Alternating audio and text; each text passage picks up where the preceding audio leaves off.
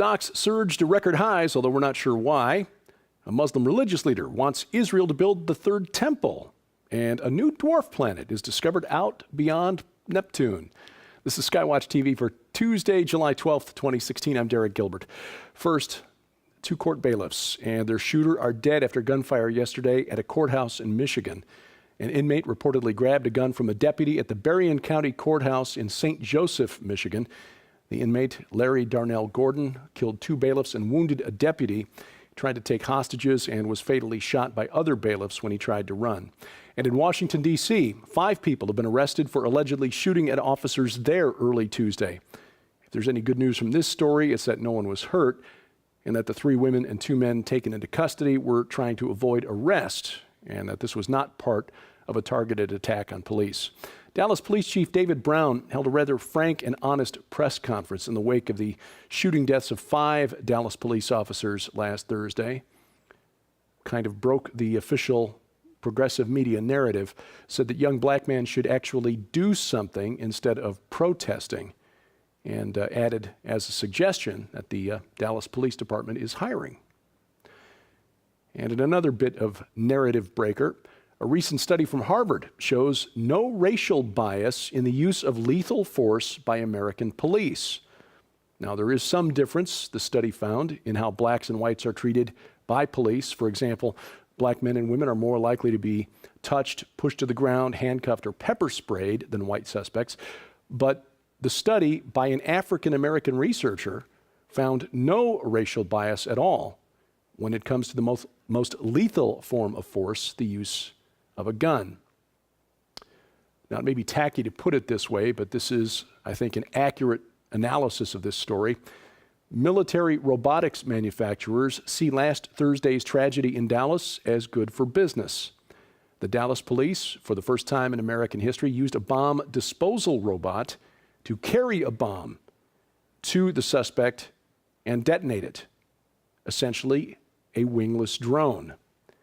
Heather Roth, senior research fellow at Arizona State University's Global Security Project, says the use of increasingly inexpensive robotics, thanks to military research, to compel compliance on the part of suspects without police having to talk to them, may lead police to make more forceful or coercive demands of suspects in the future. In other words, we don't need to talk to you because we can just blow you up with a drone. More evidence has emerged that bankers and organized crime, but I repeat myself, are actually running the show. Republicans on the U.S. House Committee of Financial Services just released a report showing that U.S. officials refused to prosecute the big British bank HSBC 4 years ago because the Justice Department decided it might cause a global financial disaster. Now, HSBC was accused by the U.S. government of letting drug cartels launder money at U.S. banks. The bank paid a $1.9 billion fine, but the bank and its officers faced no criminal charges, and it didn't lose its charter to do business in the U.S. Now, a story that didn't get enough attention when it broke in 2009. A United Nations advisor on drugs and crime said that he had evidence in hand that organized crime proceeds were the only liquid capital available to some banks on the verge of collapse during the financial meltdown in 2008. In other words, money from the drug cartels was the only thing that kept some of the large international banks afloat in 2008. And the U.S. government has turned a blind eye to that illegal activity because it would be bad for business. And on that note, we report that the Dow Jones jumped to record highs after the open today, Tuesday, soaring over 1,300 points in 2 weeks after the brief drop following the Brexit vote in Great Britain. Just remember, the Dow has little basis in reality. And here's another data point that confirms what we know in our gut, but what progressives continue to ignore. Compelling businesses to pay an artificially high minimum wage leads to higher unemployment. The jobless rate for black male teens aged 16 to 19 jumped to 40.1% in June. That's up from 28.1% in May. That's the largest monthly increase in unemployment in that age group ever. What could have caused it? Well, on July 1st, 14 U.S. cities, states, and counties, plus the District of Columbia, raised the minimum wage. Among other places in the county, these increases took effect in the states of Maryland and Oregon, Los Angeles County, California, and the cities of Chicago and Washington, D.C. UNESCO, the United Nations Educational, Scientific, and Cultural Organization, voting on whether the Temple Mount is actually Jewish. Of course, the Temple Mount is the site of Solomon's Temple, the second temple that was rebuilt and expanded by Herod the Great. But the UN's organization, UNESCO, will vote on it as part of its 40th annual meeting going on now in Istanbul. The UN draft, a joint effort of Jordan and the Palestinian Authority, calls for a return to the historic status quo, presumably meaning pre-1967, when non-Muslims were barred from visiting the Temple Mount. But one prominent Muslim teacher not only welcomes the idea of Jews on the Temple Mount, he says he looks forward to the construction of the third temple. Adnan Akhtar, who sometimes goes by the name Harun Yahya, by no means represents the mainstream of Sunni Islam, Sunni Islamic thought, hosts a popular television show on Turkey's A9 television channel, surrounds himself with very pretty and very shapely young women. Again, not typical Muslim. Welcomed a delegation of rabbis and Israeli politicians to Istanbul on June 22nd. Akhtar promotes a peaceful form of Islam, something analysts say that we in the West should be encouraging. Akhtar reportedly told the group that the days when Solomon's temple would be rebuilt in an atmosphere of global peace and tranquility are at hand. If only. Non-government organizations operating in Israel will have to disclose their foreign sources of funding from now on. The Knesset passed a law that will require human rights groups that receive more than half their funding from outside Israel to tell the government.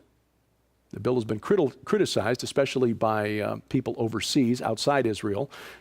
But let's be honest, some of the NGOs that operate in the name of us Americans, such as USAID, the National Endowment for Democracy, International Republican Institute, and so on, are kind of funded under the table by the United States government for the purpose of carrying out American foreign policy.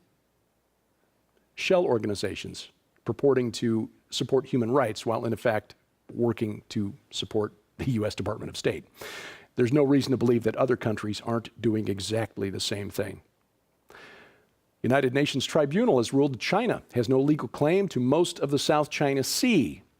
China has said that the UN has no authority in this matter and declared the ruling null and void. The UN Permanent Court of Arbitration in The Hague does not, in fact, have any enforcement mechanism, and so China has no intention of abiding by this ruling. Now, here's an odd story. The new Nintendo game, Pokemon Go, has become so popular that it is actually more popular than porn, or at least when you compare search terms on Google. I mean, imagine that, being the guy who invented something more popular than porn. But that's not necessarily a good thing, because players, in order to succeed at this game, have to travel to real-world locations, destinations to stock up on Pokeballs and eggs and potions to gain points or whatever. But criminals are using the game to lure victims into armed robberies. 4 last week in St. Louis alone, several more in Philadelphia. Looks like a fun game, but be aware of your surroundings if you're going to play. Astronomers have found a new dwarf planet out beyond Neptune. Its official title, 2015 RR245. Not a very exciting name. 120 times farther from the sun than Earth. Supposed to be the 18th largest body in the Kuiper Belt. I suggested, in honor of Into the Multiverse, we start a campaign to name it Planet Josh. What do you think? And in another blow to the official histories, petroglyphs found across North America indicate that ancient Chinese explorers made contact with Native Americans. A professor from East China Normal University who studied the petroglyphs as a visiting scholar at Harvard says he supports the conclusion that these petroglyphs are of Chinese origin. This one here, found in Arizona, says means set apart for 10 years together, declaring to return, the journey completed to the house of the Son, the journey completed together. Well, we look at odd stuff like that. That's why we call SkyWatch TV investigations into prophecy, discoveries, and the supernatural. And you can read about those every single month with the new SkyWatch TV magazine. In fact, I'd hold one up here because we just got our hard copies, except we're packing them up to take them to the Rocky Mountain International Prophecy Conference. But every month, essentially an anthology of out-of-the-box thinkers and scholars delivered to your door. We'll tell you how you can take advantage still of that 5-year for the price of 3 deal at the end of this program. This week on SkyWatch TV, we talk politics and preparedness. Gary Haven, who is knowledgeable on both subjects, writer, producer of the film Amerigeddon, joined us to talk about the very interesting political season that we're in here in the United States, and reminds us that preparedness for whatever may come begins with accepting Jesus Christ as Lord. You'll see that program 4 different places tonight: the Victory Television Network, WGGN-TV in Sandusky, Ohio, WLLA-TV in Kalamazoo, and Coast to Coast on the Christian Television Network. That's at 8:30 p.m. Central Time. Tomorrow we go coast to coast on the Cornerstone Network at 2:30 p.m. Central, World Harvest Television at 6 p.m. Central, and again in Kalamazoo, Michigan on WLLA TV 64. And then Saturday afternoon, 2 more plays, Victory Television Network in Arkansas and around Memphis at 3:30 p.m. and then 6:30 p.m. Central Time in the Tampa, St. Petersburg area. You'll find a complete list of channels and times posted at skywatchtv.com. Just look in the top menu bar where it says channels. And please remember our web exclusive content, not only these daily updates, Into the Multiverse with Josh Peck, Sci Friday, our weekly look at science with my best friend and our science editor, Sharon Gilbert, and coming programs, The Supernatural Worldview with Chris Putnam, Teens Rock with Joe Artis, and more, Skywatch Women with Sharon Gilbert as well. All of those available at skywatchtv.com and the Skywatch TV channels on Roku and YouTube. And of course, we also provide a portable version, audio only, the SkyWatch TV podcast, updated 7 days a week. You'll find the audio and instructions on how to automatically download that audio to your computer or mobile device posted at skywatchtv.com. Look in that top menu bar where it says podcast. The Rocky Mountain International Prophecy Conference. We're packing up today, Tuesday, heading out tomorrow. We'll be there and setting up Thursday for when people begin to arrive at the Marriott in Colorado Springs on Friday.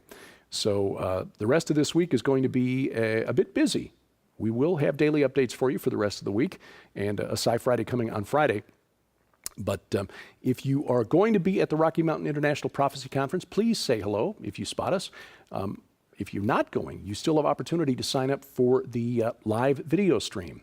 41 presentations now, 41 presentations from 27 speakers, and all of it coming to you in full HD video. And all of the presentations archived for 6 weeks afterward. So you can go back and watch your favorite ones again. Make sure you get through all 41 of them. And for more information and to sign up, log on to prophecywatchers.com. Our thank you for your support during the month of July. Tools to prepare for the spiritual war in which we find ourselves deployed. 2 books you'll find useful. 50 Things You Need to Know About Satan and Demons, and Empowered by His Presence. We'll send those to you if you're a U.S. resident for your donation of any amount during the month of July while supplies last. For information and to donate, please log on to skywatchtv.com/donate. And of course, we appreciate your help with just your mouse click. If you click share, click like, and those little buttons that you see at the stories at skywatchtv.com, or if you find us on Facebook, Twitter, Google+, Instagram, and of course on YouTube, click that subscribe button down here.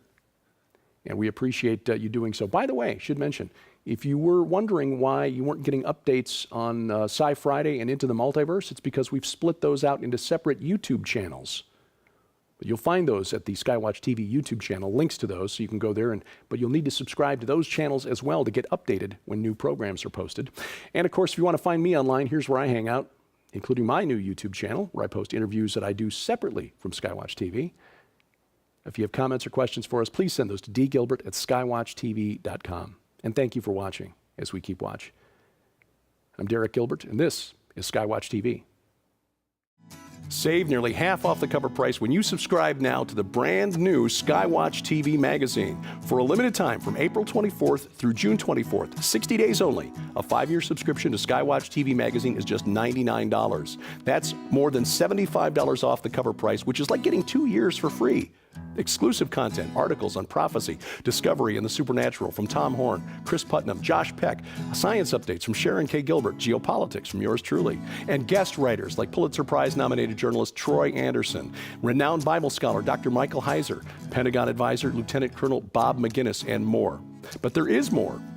As an early subscriber, you'll be the first to get this new book from Defender Publishing. I predict what 12 global experts believe you'll see by 2025. This is a $20 value and includes best-selling authors like Joel Richardson, Mark Biltz, Carl Gallups, Tom Horn, Paul McGuire, and more. Find out what they think about the coming war between ISIS and the Vatican, the future of the Temple Mount and the Ark of the Covenant, a worldwide manifestation of angels, and the coming age of human hybrids. And we'll also add this DVD, The Best of SkyWatch TV 2015, a $25 value, including our most compelling interviews from last year, including Chuck Missler, Steve Quayle, the discussion of the Georgia Guidestones with Chris Pinto, and more. All of this together worth more than $200, yours now for just $99, but only through June 24th. Subscribe now, SkyWatch TV magazine. Just call the number on your screen or log on to skywatchtvstore.com.